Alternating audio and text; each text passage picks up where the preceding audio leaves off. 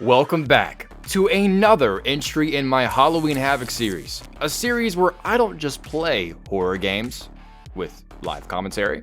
You son of a bitch! No. I play them, I beat them, and then I transform them into haunted houses worthy of none other than Universal Studios' Halloween Horror Nights. In our last transformation, we descended into the convoluted and horrific simulation known as STEM, following Sebastian Castellanos on his desperate mission to save his daughter, Lily. But this time, we're leaving behind the muggy suburban streets of Union and heading to the frostbitten atmosphere of Blackwood Mountain. Here, we follow a group of characters who are in for yet another night of their lives. So bundle up, because something, or some things, are hunting for this configuration. The cold, the psychopaths, but most importantly, the Wendigos. So the question remains, will you survive until dawn? Only one way to find out. Until Dawn is a horror-filled, decision-based game where one wrong move could end someone's story. And yes, I said someone's, because in Until Dawn, you don't just play as one character, you play as all of them, and their fates lie entirely in your hands. The story begins with a group of friends enjoying a typical unsupervised, drama-fueled night in a remote lodge. Hormones, secrets, and grudges. What could possibly go wrong? Hannah, who has a crush on Mike, is lured into a cruel prank and filmed undressing by the very people she thought were her friends. Humiliated and panicked, she flees into the snowy woods, followed by her sister, Beth, who has no idea what just happened. But out there in the dark, they realize they're not alone. As nice as it would have been for them to have been greeted by Bambi, it is something much, much worse. And no matter what decision you make, the outcome for the sisters is grim. Fast forward 1 year later, their brother, Joshua, who was asleep during their disappearance, invites everyone back to the lodge for a night they'll never forget. Spoiler alert, they won't forget it, but not for the reasons he had hoped for. As the night spirals into chaos, the group experiences everything from jigsaw-style traps to supernatural threats, including the infamous Wendigos. Is it real? Is it a game? Are they being toyed with for humor? Or like food? Until Dawn throws players into a blender of jump scares, disturbing imagery, and agonizing decisions. It's a nightmare you can't speedrun through. Maybe? I've never seen someone literally book it through a haunted house like The Flash, but if there was a house that'd make you want to do that, it's this one right here. So if Until Dawn became a haunted house, what would guests be in for? An unforgettable experience? Yes, for the terrifying entities and psychological torment, but also for that AC. Which brings us to our next section. Venue selection. As I've passionately ranted in my previous transformation, location is everything when it comes to a haunted house at HHN. Now, it might not matter to you, but it matters to me. Okay, but let me be fair. Yes, any house can be placed anywhere in the park and still be solid. But when it's in the right venue, it's like someone hit a bonus XP multiplier.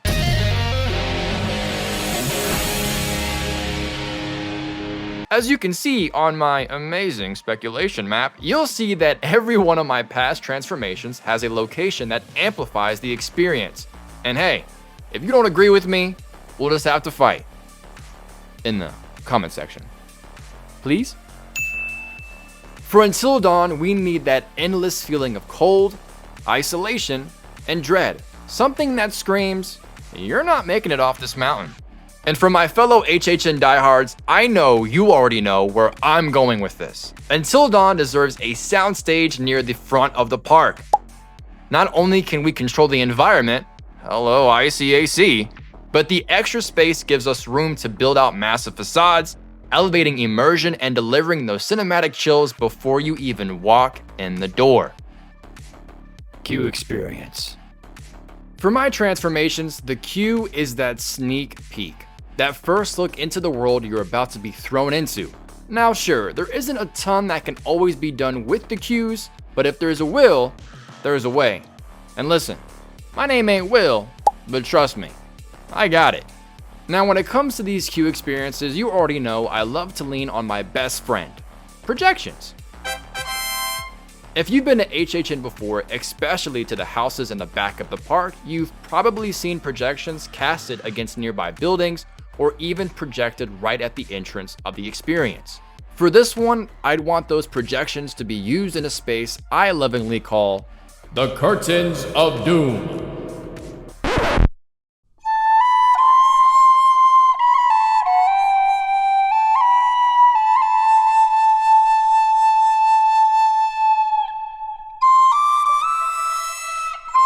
You know exactly what I'm talking about.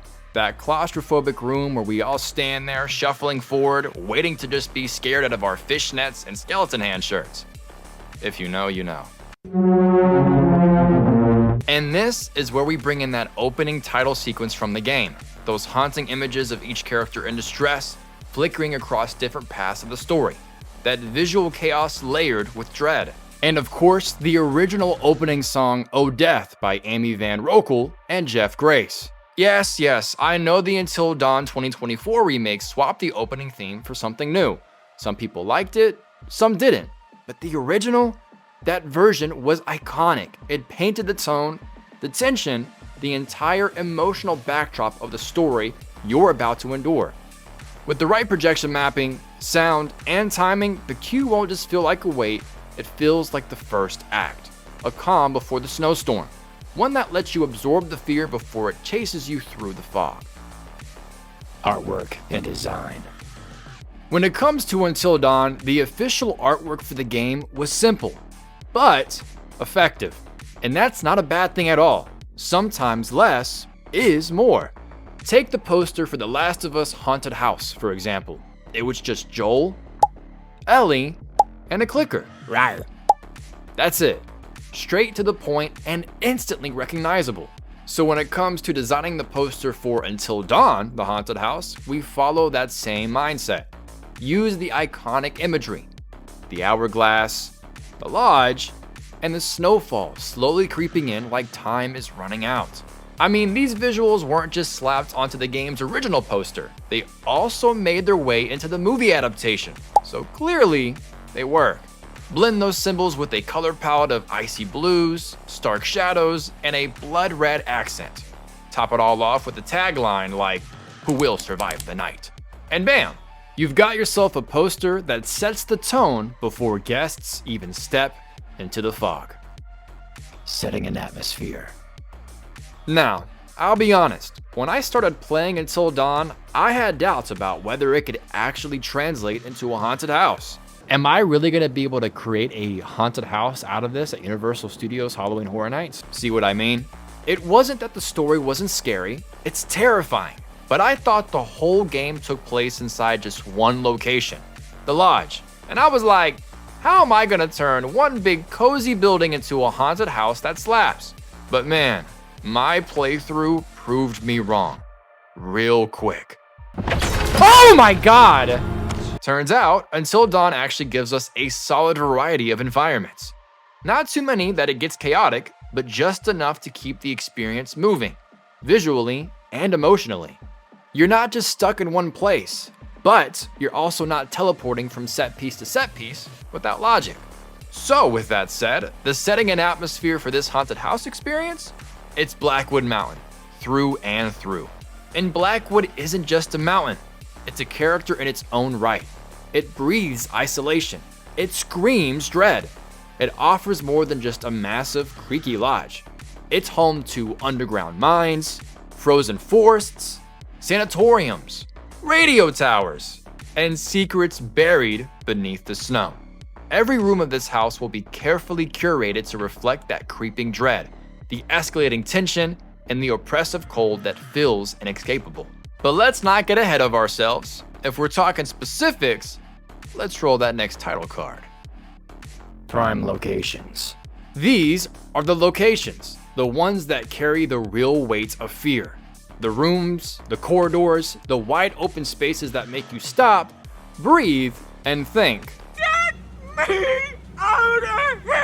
Now sure, I could just say, the sanatorium. Boom, done. Easy answer. But come on now, that is not how I do things. You know, I'm all about the specifics, the flow, and how each room just earns its scare.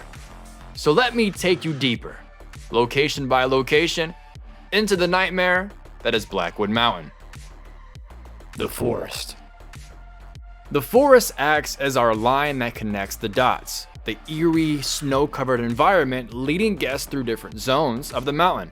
While it may seem like a breather between high scare areas, it is anything but quiet. Here, we'll thread in sharp, animalistic jump scares, like a flash of antlers through the trees, the sound of growling just off the path, or a flock of birds bursting through the bush.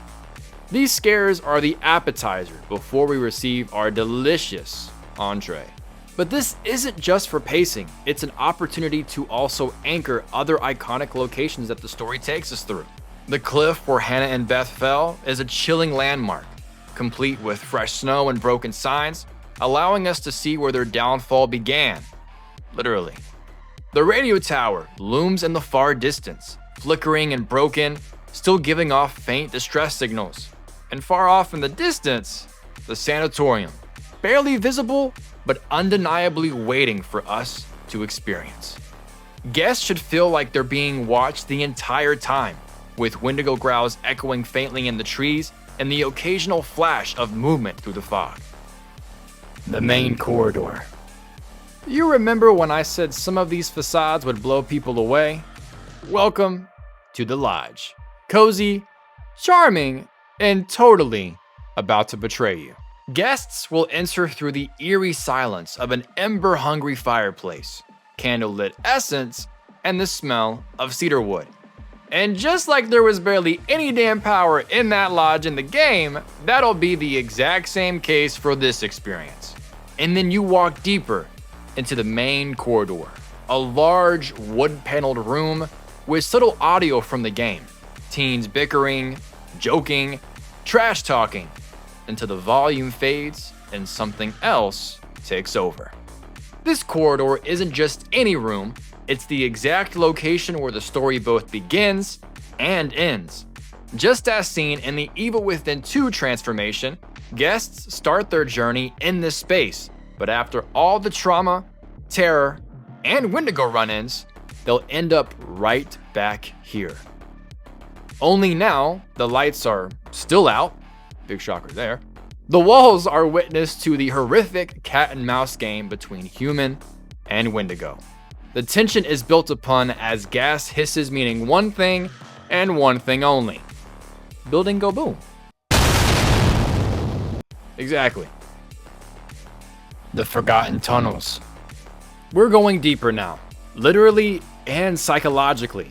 These tunnels begin tight and unnerving. The walls are whetstone with exposed beams and the occasional flickering overhead light. Then the sound of scraping metal leads guests into Josh's twisted playground. Here we recreate the infamous saw blade trap with Chris and Ashley, complete with strobe effects, shouting voices, and the gut punch choice moment.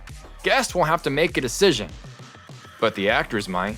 Further in, the space opens slightly into the intel room, a chaotic layer covered in cables, old monitors, and walls filled with maps of the lodge and photos of every guest.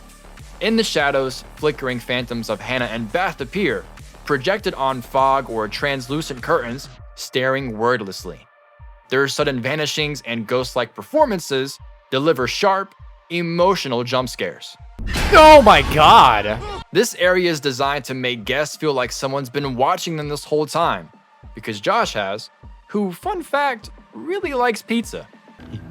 Can we order pizza? See? The therapist's office. This section serves as our meta scare, a mental checkpoint that gets worse every time you pass through. Dr. A.J. Hill, or who I like to call the Replacer, welcomes guests in a sharply lit, almost sterile room. A calm voiceover, a leather chair, a flickering desk lamp, nothing, too scary. Yet. The second time guests return, the walls are cracked. The books on the shelf now hold pages filled with phobia illustrations, spiders, drowning, and body horror, as seen in the game. Now, the third time, the chairs are full of corpses. The lighting is prominently delivered upon by the moon shining through the window. The doctor's voice is distorted and glitchy. Jump scares are inevitable here. The idea here is simple. The mind is unraveling. This is a reminder that the monsters within are just as deadly as the monsters looking in. The sanatorium. This is the moment guests realize there is no way back. The sanatorium is the crown jewel of this haunt. Expansive, disgusting, and layered with dread. The moment you enter, you're hit with the smell of rot. We'll use the infamous scent machines to push that nausea right into your soul. This space unfolds slowly, beginning with archive footage showing the real-time Wendigo transformations. Bones snapping, limbs twisting, and screams turning to growls. You walk past ruined patient rooms, beds splintered, walls all clawed up, and human remains scattered with purpose. Then it shifts, fast, into the containment wing, where broken cells line the walls. This is where the Wendigos were kept, and still are. But there are a couple that are out and about, and they're not shy. Actors in detail Wendigo suits will crawl, drop, and hunt through this space. Some from above reaching down just to claw at you. Some stalking from below eye line. It is all out chaos. This section becomes a full survival sprint. Not really, because I don't know if you can run in the house again, but still. Everything about this room says, "Run, bitch! Run!" The Mines. Welcome to the emotional sucker punch. The mines begin with a suffocating atmosphere, narrow paths, low ceilings, and the distant rumble of something huge moving underground. Here, guests will see fragments of the past, Beth's dug-up grave, etches into nearby rocks, calculating days of survival, and Josh's voice echoing in fractured dialogue. The psychological weight builds until guests witness the final truth. Hannah, now fully transformed into a Wendigo, surrounded by bones and half-eaten bodies, including her sister. Josh is seen curled up near a wall, muttering nonsense and clawing at himself, completely broken. Projection mapping can animate his hallucinations on the walls around him. Faces of his friends, flickers of Wendigos, and flashes of guilt, along with the psychological and physical horror. This is where the story doesn't just scare you, it makes you wish you never entered this area, let alone this experience. Character appearances. When it comes to the cast of Until Dawn, things are pretty straightforward. This game is incredibly contained, which works in our favor. Of course, we'll feature all of our main characters, the main characters. Alongside them, we'll also have key side characters like Dr. Hill and the Stranger. And after that, a buffet of Wendigos fill in the rest of the call sheet. It's not as ensemble heavy as Left 4 Dead 2, but this goated lineup delivers big on drama, terror, and personality. Please, just try to understand. Understand the palm of my hand, bitch. Oh! With our humans and monsters added to the call sheet, it's time to move into the final layer of this walkthrough. The good old Easter eggs. Those lovely winks and nods to the source material, the creators, and the deeper lore that fans love to find. The totems. As seen throughout the game, totems are a huge deal, giving players glimpses into possible futures. Each one is uniquely carved, revealing visions of danger, fortune, loss, or guidance. In our haunted house experience, these totems will appear scattered throughout. Not too obvious, but not unfairly hidden either. Perfect for the eagle-eyed fans. Just look for that slight shine in a slightly obscure location. But here's the kicker. These totems can double as the true ending of this attraction. Imagine this. At the end of the maze, you reach the totem mouth, and inside that, there are two pathways. One on the left, and one on the right. Much like dueling dragons choose thy fate. Except here, there is no winning side. Whichever path you choose, someone is meeting their unfortunate end. The result changes throughout the night, depending on time slots and which door is more popular. So repeat visitors may even see a different victim each time. Cool, right? Not to brag or anything, but that was my fiance's idea. Well, wife now, as of 7 days ago. The miners.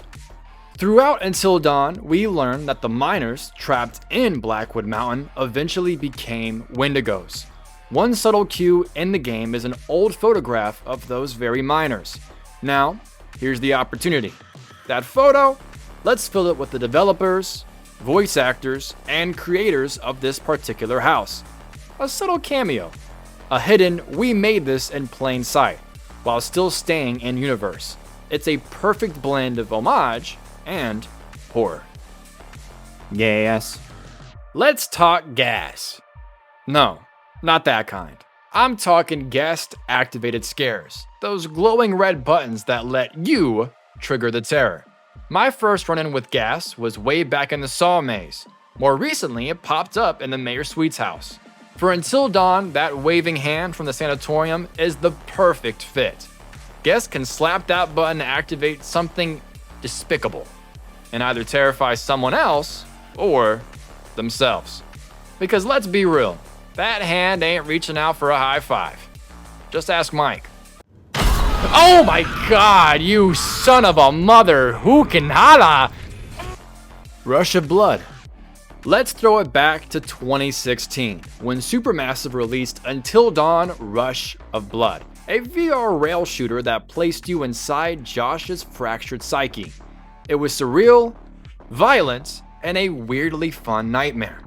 So we'll be sure to implement a reference from that into this experience. We might sneak in some railroad tracks subtly lining a hallway, or maybe place that iconic clown face from the VR cover art somewhere unexpected, perhaps inside Dr. Hill's office, or tucked into the lodge's main corridor.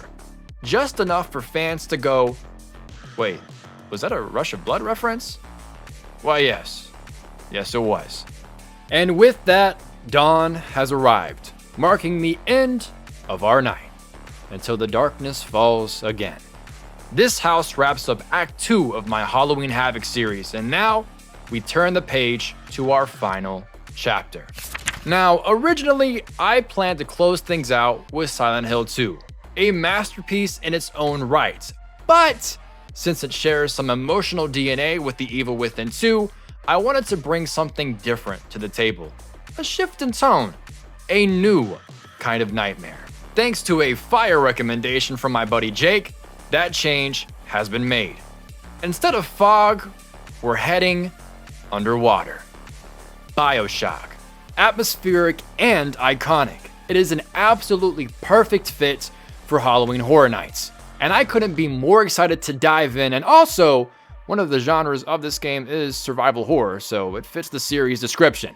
So stay tuned, because our descent into Rapture begins very soon.